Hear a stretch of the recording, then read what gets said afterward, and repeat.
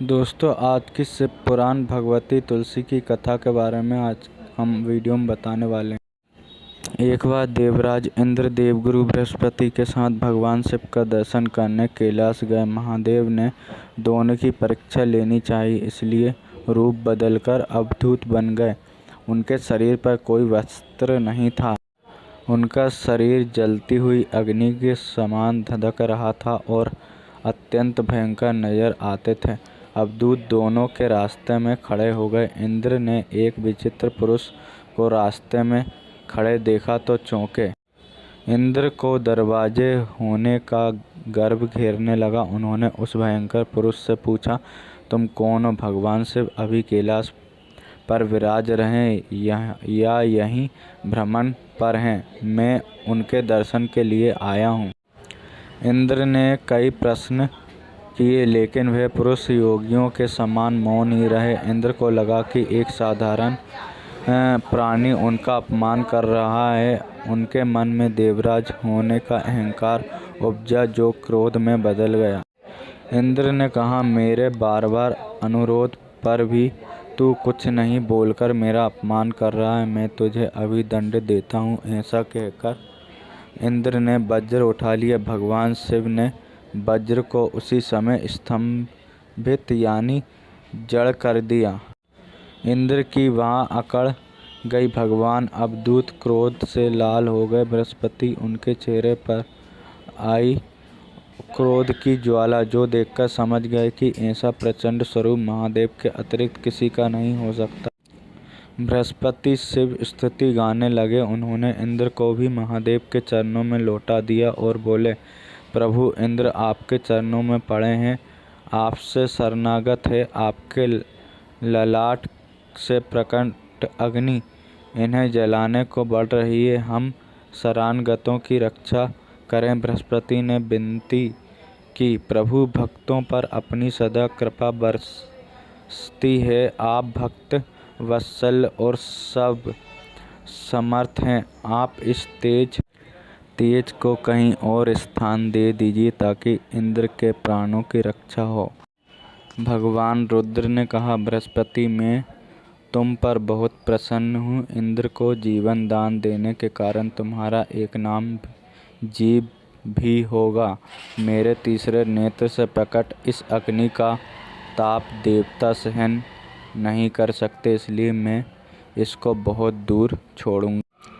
महादेव ने उस तेज को हाथ में धारण कर समुद्र में फेंक दिया। वहां फेंक जाते ही भगवान शिव का वह तेज तत्काल एक बालक के रूप में परिवर्तित हो गया। सिंधु से उद्भव होने वाले के कारण उनका नाम सिंधु पुत्र जलंधर प्रसिद्ध हुआ।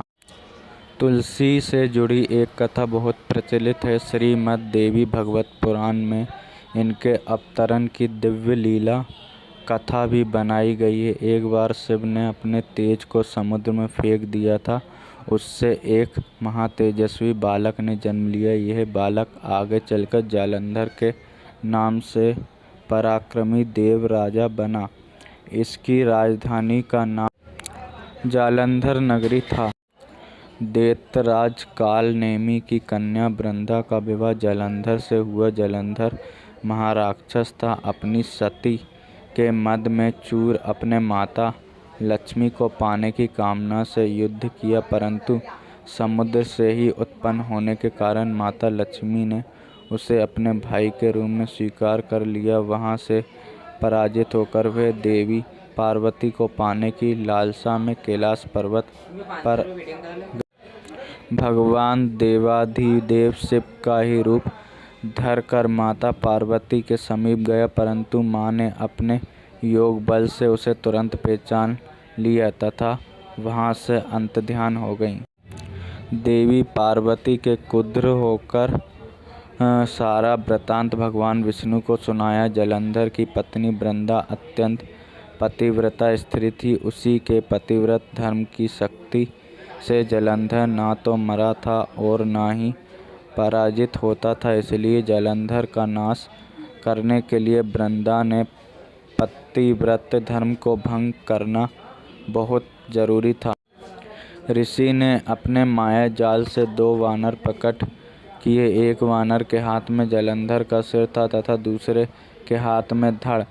अपने पति की यह दशा देखकर वृद्धा मूर्छित हो पर गिर गई। होश में आने पर उन्होंने ऋषि रूप भगवान से विनती की कि वह उनके पति को जीवित करें।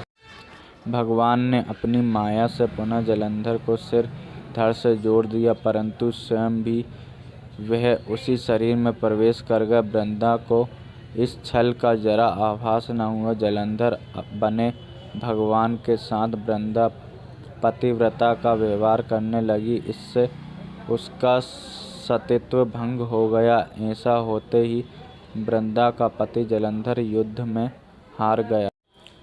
इस सारी लीला का जब वृंदा को पता चला तो उसने क्रोध होकर भगवान विष्णु को शिला होने का श्राप दे दिया तथा स्वयं सती हो गई।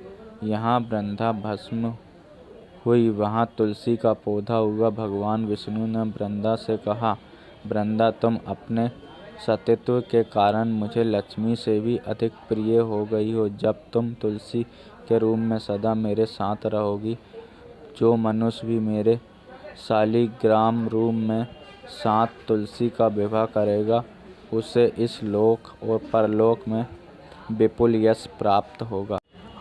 जिस घर में तुलसी होती है वहाँ यम के दूत भी असमय नहीं आ सकते। गंगा व नर्मदा के जल में स्नान तथा तुलसी का पूजन 12 बार माना जाता है। चाहे मनुष्य कितनी भी पापी क्यों ना हो, मृत्यु के समय जिसके प्राण मंजरी रहित तुलसी और गंगा जल मुख में रखकर निगल जाते हैं, वहाँ पापों से मुक्त होकर वैकुंठ धाम को प्राप्त होते हैं। जो मनुष्य तुलसी व आंवलों की छाया में अपने पितरों का श्रद्धा करता है, उसके पितर मोक्ष की प्राप्ति हो जाती है।